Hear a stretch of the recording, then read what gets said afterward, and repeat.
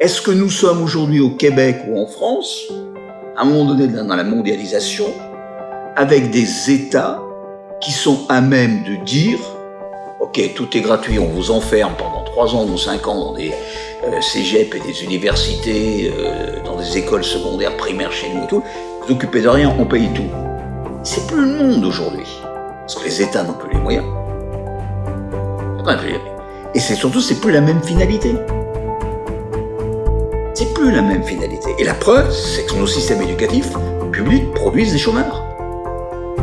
Vraiment, le système éducatif paye des chômeurs. J'estime qu'il n'y a pas de rentabilité de ce système éducatif, rentabilité sociale. S'il est gratuit et payé par l'impôt qui produit des chômeurs, c'est prendre l'argent des contribuables et le jeter par la fenêtre. Donc c'est pas le vrai problème. Le problème, il n'est pas sur les frais de scolarité. Quand je vois les étudiants, les manifestations d'étudiants québécois, d'étudiants français sur la gratuité des études, je pense qu'ils se trompent de société. Parce que la gratuité totale, c'est une subvention plus grande aux riches qu'aux pauvres. Et donc, quand vous êtes dans une famille très aisée et très riche, ils ont la même gratuité que la famille pauvre, ou en tous les cas plus défavorisée.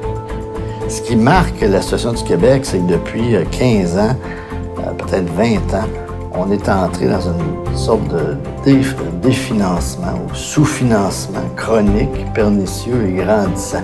Et en fait, la subvention par étudiant au Québec, elle est à peu près équivalente en moyenne à la subvention que les autres versent. Donc, l'écart de financement, c'est pas tellement la part des contribuables, c'est les autres sources. Et la principale, ce sont les droits de scolarité.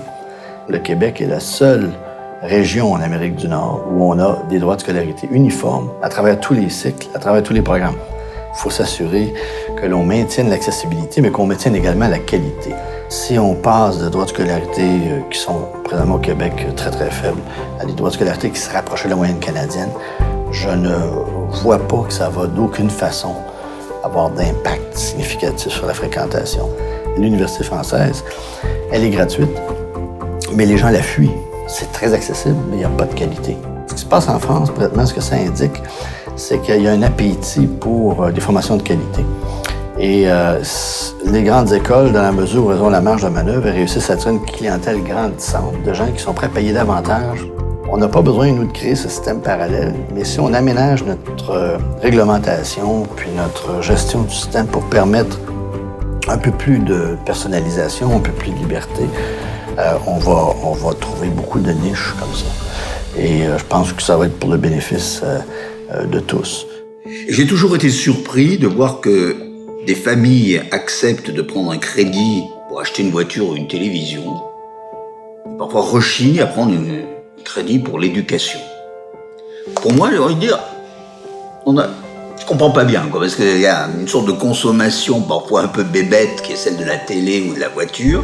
Et puis pour ce qui est de l'éducation, ce qui va vous porter pendant des années, ce qui va forger la société, on se dit non, on n'est pas prêt à emprunter. Donc, là, il faut aussi changer la place de l'éducation dans l'esprit des gens.